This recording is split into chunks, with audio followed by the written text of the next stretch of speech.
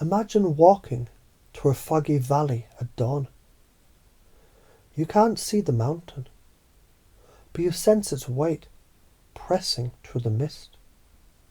That's intuition, data that your conscious mind hasn't decoded yet. When you pause and breathe, you notice subtle signals. A change in the bird's rhythm, a whisper of cool air on one side of your face. Your body is reading the field before your intellect catches up. That's what intuition is, perception in slow motion. The way reality winks before it speaks. Now every traveller has two maps.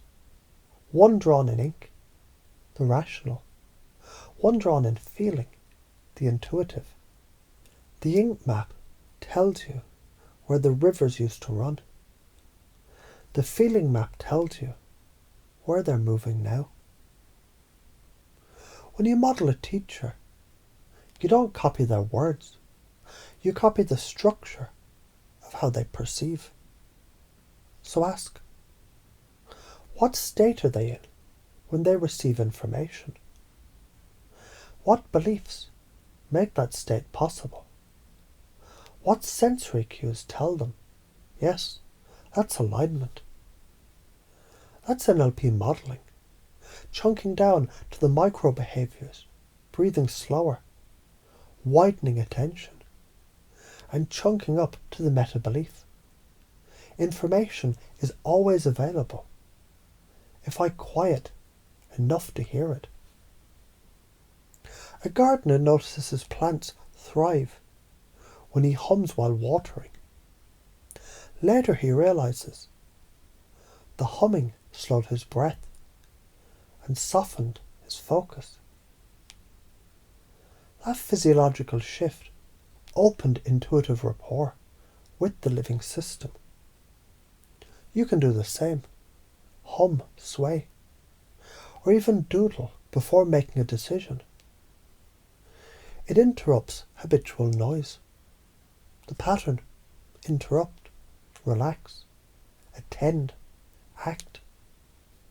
The science: relaxation boosts interoceptive accuracy.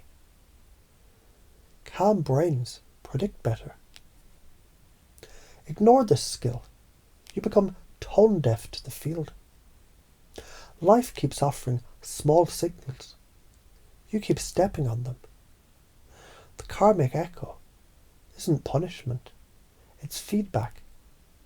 Patterns repeat until noticed. Listening once saves 10 future detours. If you cultivate this awareness, short term, decision feels lighter, coincidences increase. Medium term, people mirror your calm, opportunities cluster. Long term, intuition stops feeling mystical. It becomes responsible navigation. Fail to cultivate it. Short term, confusion, chasing validation. Medium term, burnout from overanalysis. Long term, the inner voice grows hoarse from being ignored. Think of intuition as Wi-Fi from the universe. Everyone has got the hardware. Most forget the password. The password isn't sacred geometry. It's curiosity. Curiosity tells the network, I'm online. The bars go up. The download begins. When a part of you mutters, that's just imagination. Another part can reply, exactly. An imagination is the prototype of reality. Imagination isn't escape, it's rehearsal. Every creation once lived as fantasy until someone treated it seriously. Every time you choose to listen inwardly, You reinforce neural pathways of discernment. That's the science of karma. Neural cause to behavioural effect to signal reflection. Miss enough of those cues, and life kindly increases the volume. You already do intuition whenever you finish a friend's sentence. Sense tension in a room before words are spoken. Turn left instead of right for no reason. And meet exactly who you needed. To enhance it, exaggerate those moments. Say to yourself, I noticed that. Smile. Breathe slower. Because the mind learns when the body celebrates. Anchor the intuitive state. Remember a moment where you just knew. Squeeze your thumb and middle finger together while reliving it. Repeat it until that gesture reliably evokes the same calm alertness. Chunk up to the bigger picture. Ask, for what higher purpose do I want intuition?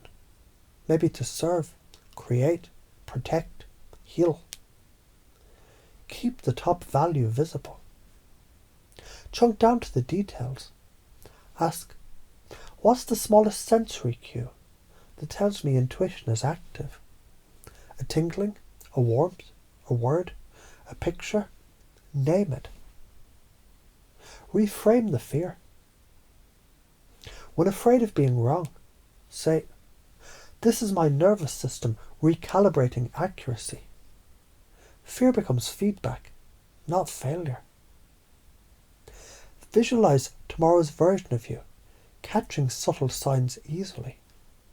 Step into that image. Breathe as that person would. A lighthouse thought its job was to outshine storms. But one night, the keeper polished the glass instead of adding more light, and ships saw it twice as far. The secret wasn't brightness, it was clarity. You too are both lighthouse and keeper. You don't need a bigger beam, just a cleaner mirror.